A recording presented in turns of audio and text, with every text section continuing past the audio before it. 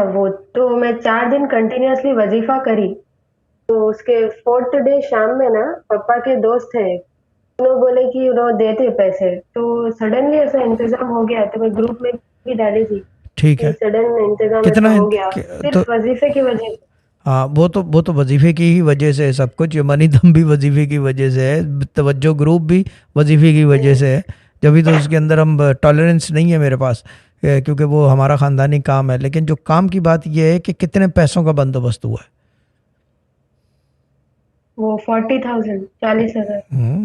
Interesting. Shahzad से पत्थर ले लेना था क्यों ठीक है, बाजी भी हंस रही है। ठीक है, अच्छा, वो ये तो मजाक हो गया। और दूसरी चीज़ ये मुझे बताएंगे, क्या कहते हैं उसको,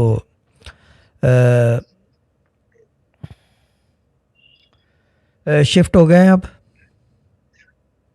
हाँ, शिफ्ट हो गए। ठीक है। अब रिस्क आ रहा है, मगर आमदनी आमदनी आ रही है मगर कम है या बिल्कुल नहीं आ रही, ये बता दे। रिजल्ट तो आ रहा है लेकिन जॉबलेस हूँ मैं, आमदनी बिल्कुल नहीं है। यानी कि गैब से आ रहा है, यानी कि धक्कम धक्कम से चल रहा है, सही के बंदोबस्त पे चल रहा है। जी जी हाँ, बिल्कुल। ठीक है।